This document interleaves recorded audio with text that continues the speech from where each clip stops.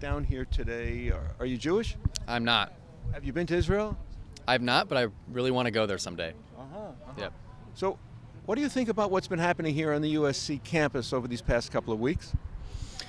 Well, what I think's going on nationwide, at USC and nationwide, is terrifying. It's the most brazen anti-Semitism I've seen in my lifetime. It's what's going on. It's anti-Jewish, but it's also anti-American, because you find that the same people who are chanting death to America are the same people that want death to Israel.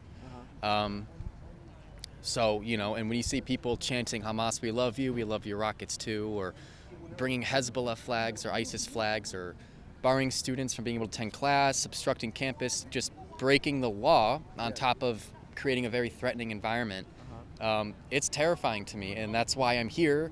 I'm not Jewish, but I'm here to show my fellow Jews or anyone being victimized by what's going on, to show that you're not alone, and there are people that are not okay with this, and it doesn't belong in America. What denomination do you follow?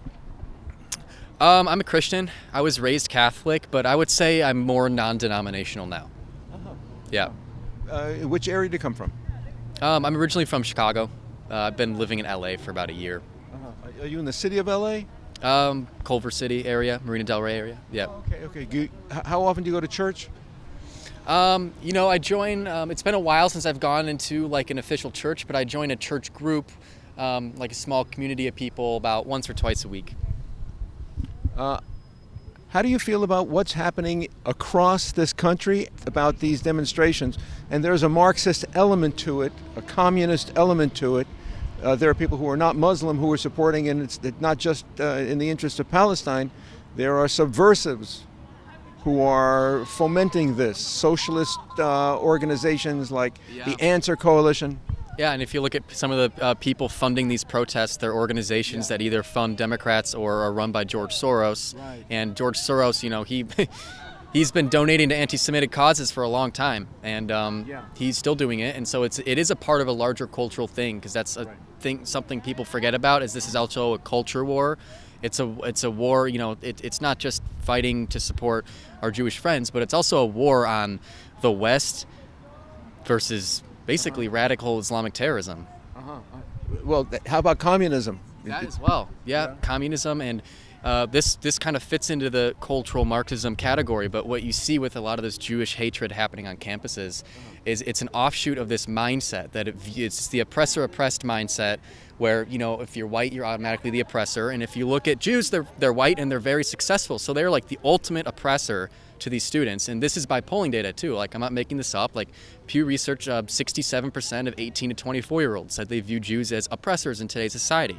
So when you believe that, paired with the Israel-Palestine conflict, they view it the same way. Just inherently, the Palestinians are the victims and the Jews are the ones in power who are the oppressors.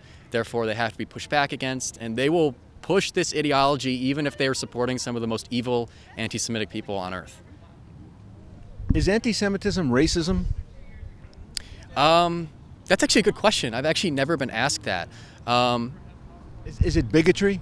It's 100% bigotry. I don't think anti-Semitism's any worse or any better. It's about the same as racism. You treat it all the same. You don't treat any one group of people a different way for who they are, whether that's race or ethnicity or religion. But also, is there an election element somewhere in all these many demonstrations to get attention to a particular movement? Oh, yeah. Well, I think a lot of these demonstrations and protests, these radicals, they're really trying to get the attention of Biden leading up to this election, which... and sadly, you see Biden actually playing both sides. You see him, after the Fort Dearborn, Michigan primaries happened, with the amount of Muslims who, as a protest, did not vote for Biden. He is a little scared of that, and you could tell because he's been both sidesing this whole thing. Like, I challenge you to find one time Biden has called out anti-Semitism and just anti-Semitism. He always says, let's call out anti-Semitism and also Islamophobia. He has to equally play everything, whether it's policy or whether he's talking about what's happening at college campuses. Have you seen a lot of Islamophobia in Los Angeles? Personally, no, I haven't. Have you sensed anti-Semitism around these protests? Yeah. I was just at UCLA a week and a half ago. Really? I was the only one with an Israel flag there. cool. So I'm lucky I didn't get killed. But Which day? On Tuesday? it was the day. Okay, so I'm trying to remember exactly what day, but it was the day. Tuesday night was the night of the uprooting of the encampment. Okay, so I think it must have been 2 weeks ago then, because I was there the day after the encampment was attacked from outside people. The day after. The day after the encampment was attacked by people. So that night they took the encampment down. That's what I heard. Yeah. Right. Yep. Okay. I wasn't allowed when I was there. I was not allowed to get near it. There was a barricade and there were police everywhere. Why'd you bring that flag? I mean, that then to UCLA. The same reason I was saying before, which is just to show people that there are Americans, whether they're Jewish or not, that are just completely not okay with what's going on. So I wanted to show up on the ground, be on the ground at the encampment to show these people, the best revenge I could have is waving this flag right in their face. Like, yeah. Well, what kind of hostility did you find from the protesters? Luckily, I left before it got really crazy. It apparently got violent that night when I was there. I left before that. But I did have some protesters come up to me and ask me, what does Israel mean to you? They asked. And I said, to me, Israel's the only Jewish state, and it's also our only democratic ally in the Middle East. Yes. And then their answer to that was, so you don't think Israel's fascist? You don't think the U.S. is fascist?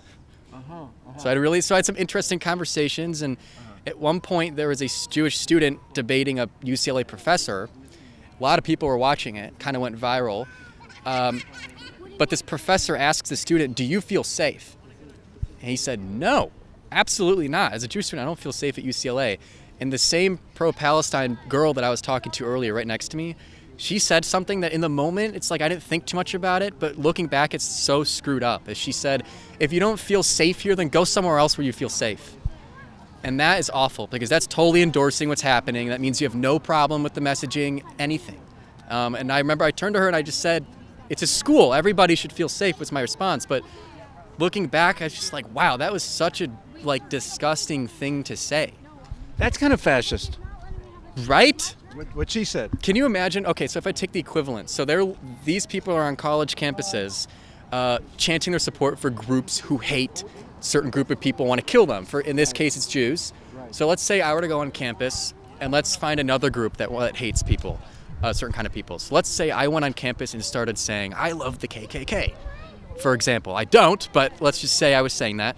And let's say a black student came up to me and said, I don't feel safe with this going on. And my response was, if you don't feel safe, you should go somewhere else where you feel safe. That is messed up. And honestly, these pro-Palestine people are the only people that can get away with this stuff. If it was anyone else doing this on campus, it'd be shut down so fast. Why do you suppose that the administrators allow them to get away with it? Oh, the protesters are running the show. They're too scared. These colleges have totally been overtaken by leftist ideology. They've become activism centers. I mean, this is nothing new. They have, at UCLA, they have nothing to say about people chanting support for, globalize the Intifada. But these are also the same schools that yep. We can't talk over a helicopter. No, you can't. What you were saying? But these are the same people? the same, I kind of put all these schools, like UCLA, I went to DePaul, I kind of put them in the same boat, the way they operate. And so these are the same schools that people on campus openly supporting groups like Hamas who want to kill all Jews. Right.